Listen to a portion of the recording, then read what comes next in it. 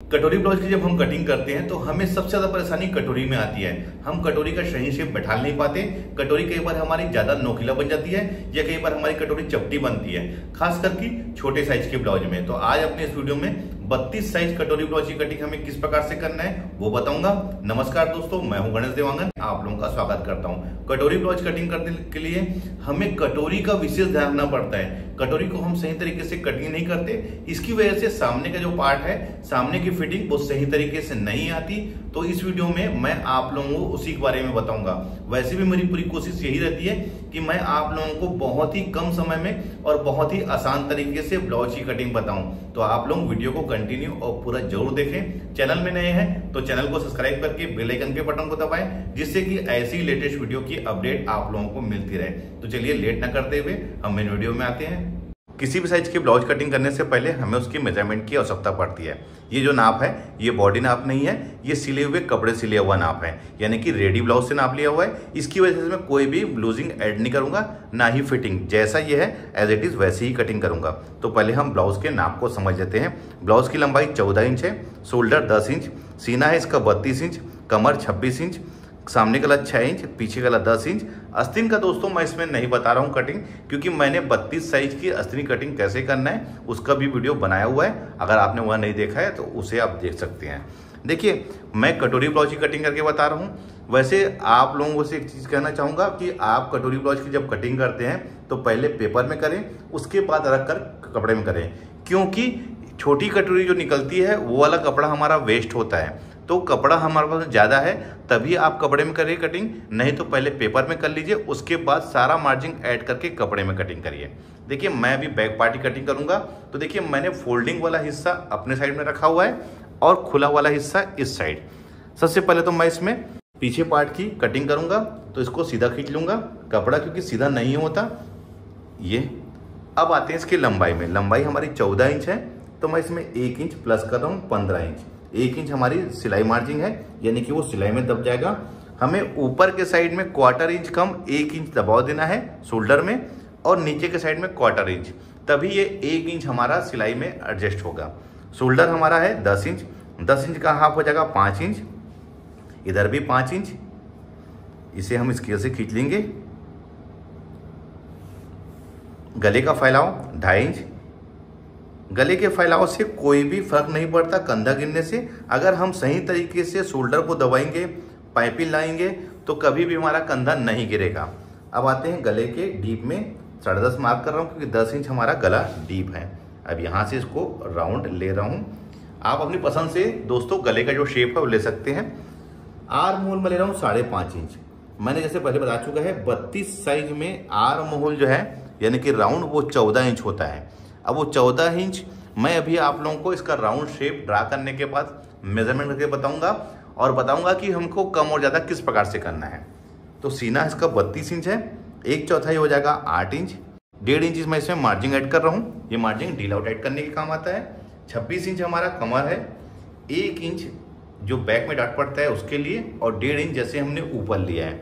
देखिए, आप सभी चीज़ों में 1.5 इंच का ही मार्जिन लीजिए ढीला करने के लिए। क्या होता है, 1.5 इंच सफिशिएंट होता है। अगर आप उससे ज़्यादा लेंगे तो यहाँ पर एक मोटा हो जाता है कपड़ा। अगर कम लेंगे तो कम अच्छा नहीं है, क्योंकि ढीला करने के लिए हमारे पास गुंजाइश रहना चाहिए। बैक में जो डाट पड़ता है, अब उसके बारे में बताता हूँ आपको। आप 1.5 इंच को छोड़ दीजिए। अब इसको मेजरमेंट करिए कितना है। ये 7.5 इंच है। 7.5 इंच का हाफ होगा 3.25, और यहाँ पर भी आप 3.25 में निशान लगा लीजिए। इसका जो डाट पड़ता है बैक पार्ट का, वो 4.5 इंच का रहता है दोस्तों। किसी भी साइज में आपको 4.5 इंच का डॉट लगाना है नीचे से, और जहां हमने 3.25 इंच में निशान लगाया है ये सेंटर होगा। 1/2 इंच हमको इस साइड और 1/2 इंच इस साइड, तो ये हमारा प्रॉपर ये डॉट इसका पड़ जाएगा। ये इस प्रकार से ये हमारा पीछे का डॉट रहता है। अब हमें इसमें आर्म होल का सही शेप, जिससे कि यहाँ पर रिंकल्स ना आए, तो हमें 1/2 इंच अंदर की ओर तिरछी लकीर खींच ली है, और यहाँ जहाँ 8 इंच पर निशान लगाया उससे 1 इंच पहले हमको निशान लगा लेना है। उसके बाद ये 1 इंच जहाँ निशान लगाया वहाँ से इस कोने तक हमको नाप लेना है कितना है। तो देखिए, ये 2 इंच आ रहा है।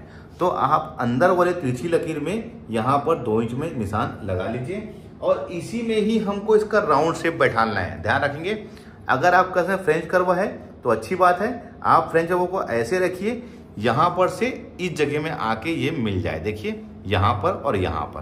तो मैं अभी इसको यहाँ पर मिला देता हूँ, ये देखिए। तो ये सामने पार्ट का एक परफेक्ट शेप हमारा रेडी हो गया है। अब पीछे पार्ट के लिए यहाँ पर से आप रखिए फ्रेंच पाव को और सीधी लकीर में ये ऐसे। तो देखिए यहाँ से यहाँ मिलाया हूँ और यहाँ से तिरछी लकीर में। कई लोगों का कहना ये होता है कि तिरछी लकीर का क्या यूज़ है। तो देखिए तिरछी लकीर को ही अंदर वाले गहराई में हमको लेना है, ध्यान रखेंगे। और कुछ लोगों का कहना ये होता है कि बैक पार्ट की कटिंग करें तो सामने के पार्ट का हम गहराई क्यों लगा रहे हैं। जब तक हम सामने पार्ट की गहराई नहीं लेंगे, बैक पार्ट की गहराई अपन ले नहीं सकते। अब इसको मैं इसके राउंड को नापता हूँ, क्योंकि हमको 14 इंच चाहिए। तो यहाँ पर से टेप रख लीजिए। अब इसको बिल्कुल प्रॉपर ऐसे मेजरमेंट करिए कि 14 इंच आ रहा है कि नहीं आ रहा। तो देखिए ये यहाँ पर इसका 14 इंच आ रहा है। कहाँ? यहाँ पर। ये हमारा इतना जो पोर्शन है 1.25 इंच, ये हमारा शोल्डर में दब जाएगा। तो देखिए ये 14 इंच प्रॉपर आ गया है, यानी कि 7 इंच का डबल 14 इंच होता है। अब हमें मान लो इसकी गहराई यानी कि 15 इंच हमको इसका आर्म होल चाहिए। तो आप ये 5.5 जो लिया हूँ इसको 6 इंच में निशान लगा लेना है और 6 इंच में ही हमको इसका राउंड शेप ऐसे बैठाना है। मैं रफली बता रहा हूँ आपको। अगर मान लो हमको 13 इंच चाहिए तो जो 5.5 इंच हमने लिया है उसको 5 इंच ले लीजिए। यानी कि आर्म होल हमको बढ़ाना है तो नीचे की साइड से बढ़ाना पड़ेगा और छोटा रखना है तो ऊपर के साइड में। ये तरीका होता है आर्म होल, सही आर्म होल कटिंग करने का। तो देखिए बैक पार्ट तो हमारा बिल्कुल रेडी है। तो चलिए इसको हम कट कर लेते हैं।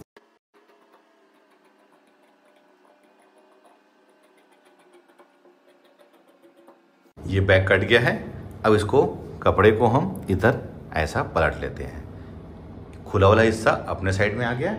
अब जो ये बैक पार्ट हमने जो कटिंग किए थे उसको यहाँ पर हमको रख लेना है और जैसा दोस्तों ये है, जैसा ये है हमको एज इट इज़ उसी प्रकार से इसको ड्रा कर लेना है। जैसा ये है इसमें हमें कुछ भी और कुछ नहीं करना है। जैसा है हमको एज इट इज़ इसको हम ड्रा कर लेंगे।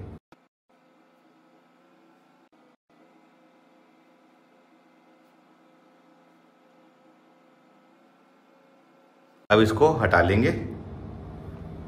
सबसे पहले मैं इसके गले का फैला ले लेता हूँ। 2.5 इंच गले का फैला ले रहा हूँ, क्योंकि हमने पीछे भी 2.5 इंच कर लिया है, यहाँ पर भी 2.5 इंच। अब इसे हम सीधा खींच लेंगे। सामने गला हमारा 6 इंच है तो 6.5 मैं इसको मार्क कर रहा हूँ।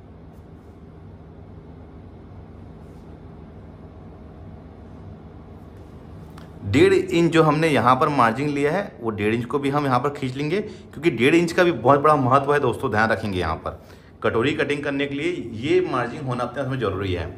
और सामने पार्ट की गहराई भी ले लेते हैं।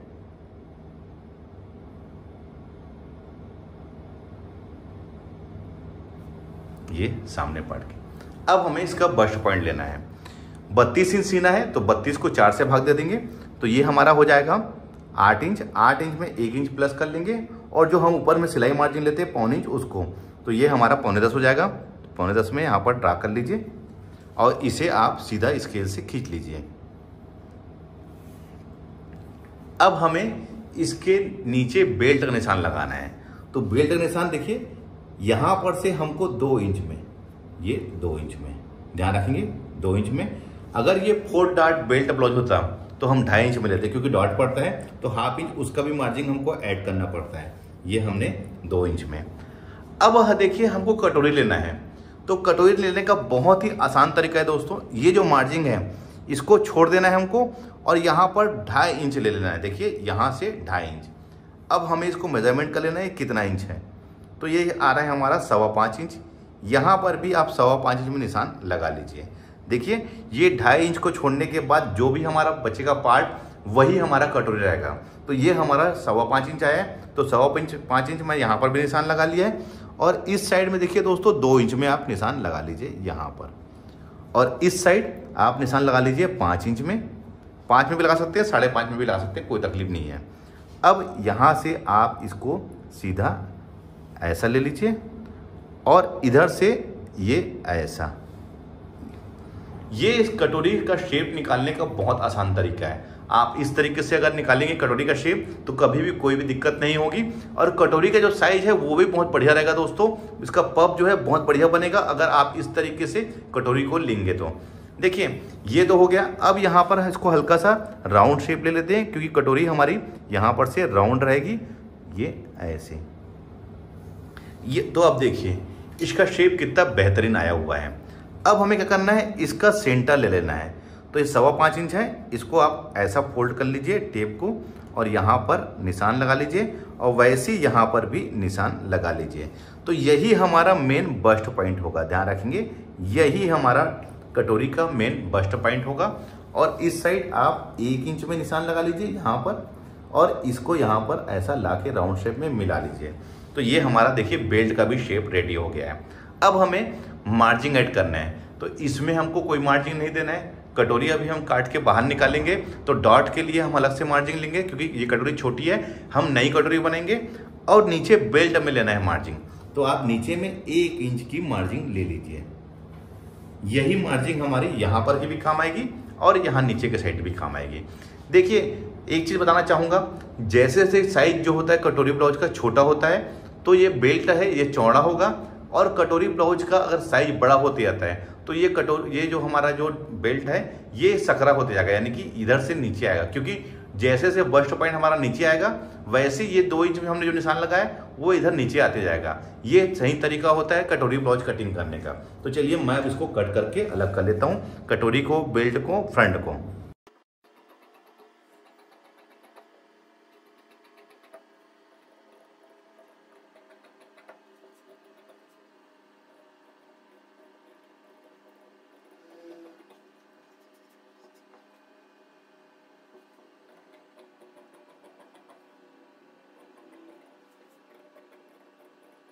बेल्ट में हमने मार्जिंग ऐड कर लिया है, फ्रंट वाले हिस्से में हमको कोई मार्जिंग ऐड नहीं करना है। अब हमें कटोरी में आना है, तो देखिए इसको मैं हटा लेता हूँ। अब कटोरी के लिए जैसे मैंने ये कपड़ा ले लिया है, कटोरी कटिंग करने के लिए हमें सबसे पहले इस चीज़ का ध्यान रखना है कि कपड़ा हमेशा उरेब होना चाहिए।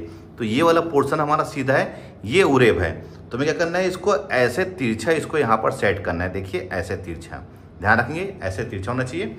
अब ये जैसा है दोस्तों, हम इसको एज इट इज इसको यहाँ पर कॉपी कर लेंगे, यानी कि ड्रा कर लेंगे।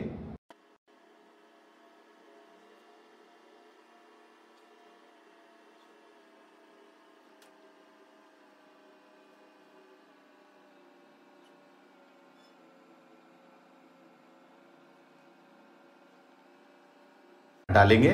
अब यहां पर से पहले तो एक सीधी लकीर खींच लेंगे, ये ऐसे। अब हमें दोनों साइड, इस साइड भी और इस साइड भी 1.25 इंच इसमें ऐड करना है, इधर भी और इधर भी, ये ऐसे।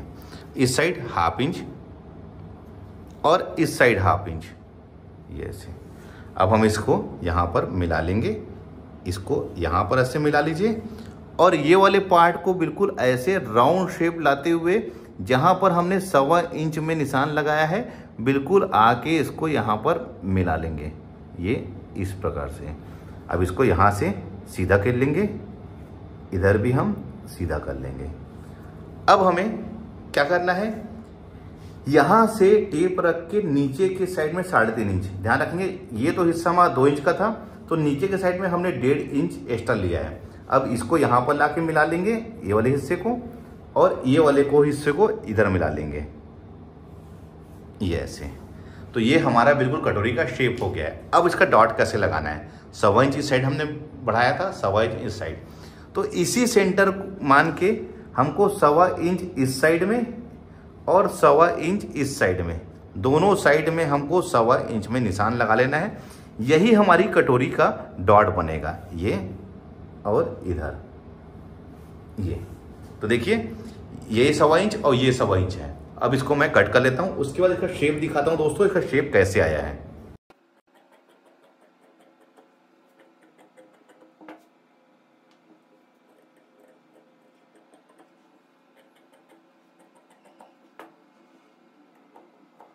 दिखाता हूं इसका शेप कैसा आया है कटोरी का।